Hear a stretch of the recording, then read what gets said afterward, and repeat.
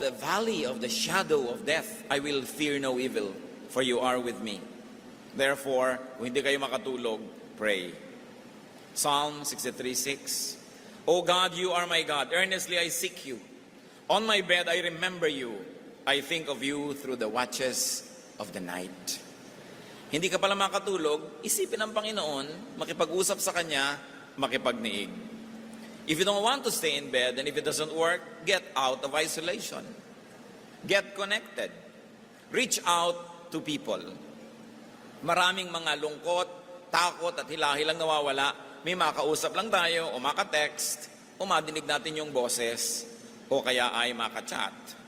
So depending on how people are proximate to you, depending on their time zones, and depending on your personal closeness to them, you may call or text or chat.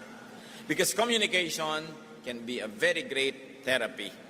2 Corinthians 2:4, For I wrote you out of great distress and anguish of heart and with many tears. Maraming bigat ng loob pag naisusulat na ipapahayag ay gumagaan.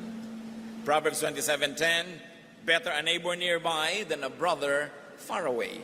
So mahalaga na meron tayong mga kapalagayang loob na pwede makipaglamay sa atin kung di tayo makatulog, kalimutan ng mga sarili nilang antok at mga appointment kinabukasan at willing sila na mapuyat dahil sinasamahan tayo.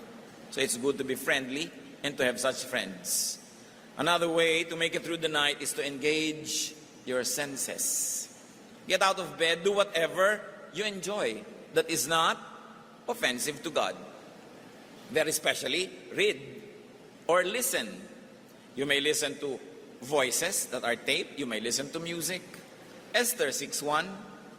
That night the king could not sleep, so he ordered the book of the Chronicles, the record of his reign, to be brought in and read to him.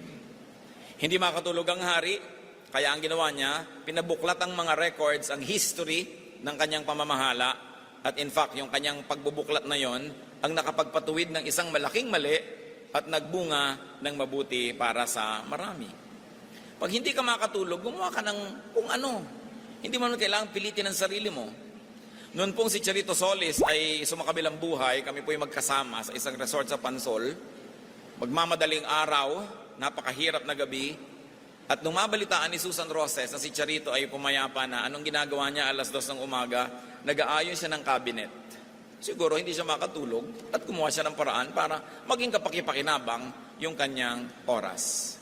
One other thing we can do is to change the equation.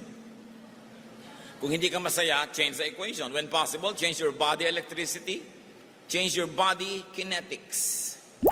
Mahalagang matutunan natin ang mga ito sapagkat maraming kuminsan nakakapagpakamatay pa dahil lang sa lungkot ng gabi. Meron naman na kinakatakutan ng gumabi dahil maiinip. Ang gusto na lumiwanag. At dahil nga napakaraming mga OFW sa kakahiwa-hiwalay mag-asawa, mag-ama, mag-anak, maraming naiinip. Huwag natin kakalimutan that Jesus is the Lord of the night. At maraming pwedeng gawin na praktikal, like take a warm shower. Pinatutunayan niya ng maraming mga dalubhasa na nakakatulong. Take a walk, kung safe, sa lugar na pwede kang maglakad-lakad. Umawit ka. O kaya go out. Kung meron kang garden, go out to the garden. If there's a balcony, breathe some fresh air. Maraming himalang nangyayari sa ating lungkot, sa ating mga agam-agam at takot, maiba lang ang kapaligiran. Mahanginan ka lang, maliwanagan ka lang, naiiba. And very importantly, it might help to change your body chemistry. Lalo't sobra ka nade-depress, eat lightly. 1 Samuel 14:29, Jonathan said, See how my eyes brightened when I tasted a little of this honey. Nangihina na siya, igugupo na siya ng panghihina ng katawan at panghihina ng loob, nakakain lang ng konting pulot, pukyutan, sumigla. Have an enjoyable drink. Pero huwag yung lalong nakakagising dahil baka hindi na naman antukin. And whenever you can, get professional and safe medical help. May mga sleepnesses, mga kapatid, na clinical talaga. Hindi nadadaan sa paligo, hindi nadadaan sa pagkanta, kailangan mo talaga ng medical intervention. And when taken under proper medical advice and supervision, when taken wisely and sparingly, small pills can do big wonders. At para maitawid ka sa isang napakahirap na pagkakataon, treat it as an instrument of God's goodness to you. Let us not stigmatize pills and even psychiatry when during clinical situations is the only available and practical help. Kaya hindi natin kailangang itago yan. Ikaw pala, nagpapakounsel ka. O kaya you are seeing pala a psychiatrist. Bagamat siyempre, ingatan din natin that altering body chemistry is not always the wisest thing to do.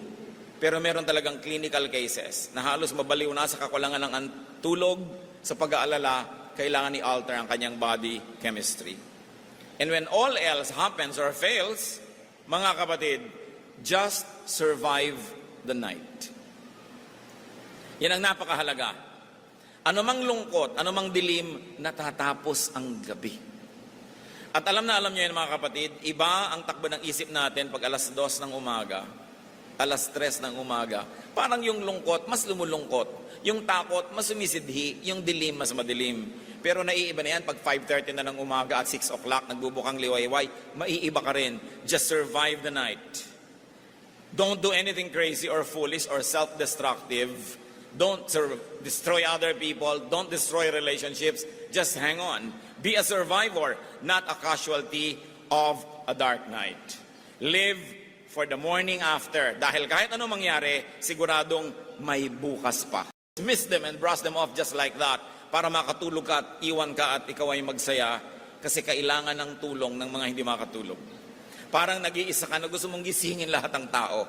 Iba ang nararamdaman, kaya unawain natin ang mga ganong mga cases. Huwag natin sabihin, ini-imagine mo lang yan, mahiga ka, makakatulog ka.